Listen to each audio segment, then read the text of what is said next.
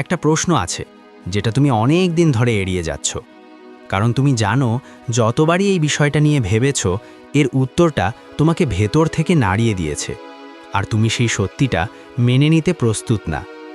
চলো আজ একটু নিজের দিকে তাকাও, দেখো তো তুমি আসলে কোথায় দাঁড়িয়ে আছো। তুমি জানো, কিন্তু নিজের কাছেই স্বীকার করতে চাও না। তুমি বাইরে থেকে ভালো মানুষ, মানুষ তোমাকে দেখে সম্মান করে, সবাই যেভাবে তোমাকে চেনে।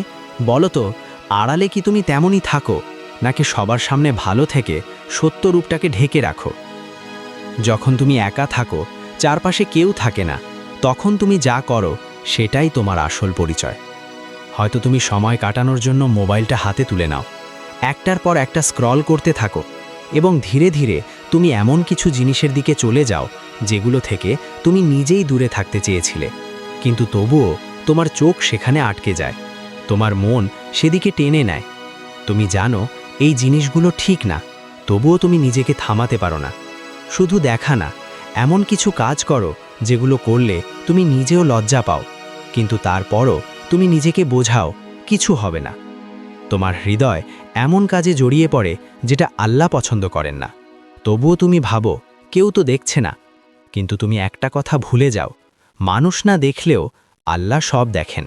তোমার প্রতিটা কাজ, প্রতিটা চিন্তা, প্রতিটা গোপন গুনাহ, সব কিছু লেখা হচ্ছে। ভাবো তো, যেদিন তোমার আমলনামা খুলে দেওয়া হবে, সেই গোপন গুনাহগুলো সামনে চলে আসবে, তখন তুমি কি বলবে? আমি জানতাম না, আমি ভুলে গিয়েছিলাম। না, সেদিন কোনো অজুহাত চলবে না। কিন্তু একটা সুখবর আছে, যত বড় গুনাহই হোক, আল্লাহর রহমত তার থেকেও বড়। তুমি যদি সত্যি মনে তওবা করো, চোখের পানি ফেলে বলো, ইয়া আল্লাহ, আমি ভুল করেছি, আল্লাহ তোমাকে ক্ষমা করে দিতে পারেন। তুমি আজই বদলাতে পারো, একটা হারাম জিনিস ছেড়ে দিয়ে একটা ভালো কাজ শুরু করে। মনে রেখো, গুনাহ করা লজ্জার না, গুনাহ করে তওবা না করা এটাই লজ্জার। আজ রাতেই একবার আল্লাহর সামনে দাঁড়াও, চুপচাপ বলো, ইয়া আল্লাহ, আমি ফিরে আসতে চাই। তুমি যত দূরেই চলে যাও, ফিরে আসার পথ সব সময় খোলা থাকে। তোমাকে একটি গল্প বলি, তবেই তুমি বুঝবে। যদি কেউ সত্যিকারের ইচ্ছা নিয়ে ফিরে আসে, আল্লাহ তাকে নতুন করে পথ দেখান। সালাহুদ্দিন ছোটবেলা থেকেই নিজের পথে চলতে চেয়েছিল, কিন্তু জীবন তাকে ঘুরিয়ে পেঁচিয়ে এমন পথে নিয়েছিল যেখানে সে বারবার ভুল করত। আল্লাহর পথে ফিরে আসার ইচ্ছে তার ছিল, কিন্তু শয়তানের ধোকায় পড়ে বারবার একই ভুল করত। অনেক ধরনের খারাপ কাজ তার জীবনের অংশ হয়ে গিয়েছিল। একদিন সে এমন একটা ভুল করল যা তাকে পুরোপুরি নাড়িয়ে দিল। সে নিজেকে বিচ্ছিন্ন, অপরাধী মনে করল।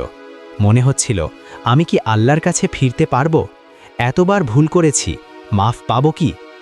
সেই রাত সালাহুদ্দিন একা ঘরে বসে কাঁদতে কাঁদতে আল্লাহর কাছে বলল, হে আল্লাহ, আমি ভুল করেছি, আমি লজ্জিত, আমি ভীত, এখন আমি সত্যিই ফিরে আসতে চাই, আমাকে ক্ষমা করো। হঠাৎ কিছু দেখতে না পেলেও তার হৃদয়ে এক অদ্ভুত শান্তি ঢুকল। সে অনুভব করল, সে বুঝল, আল্লাহর রহমত অসীম।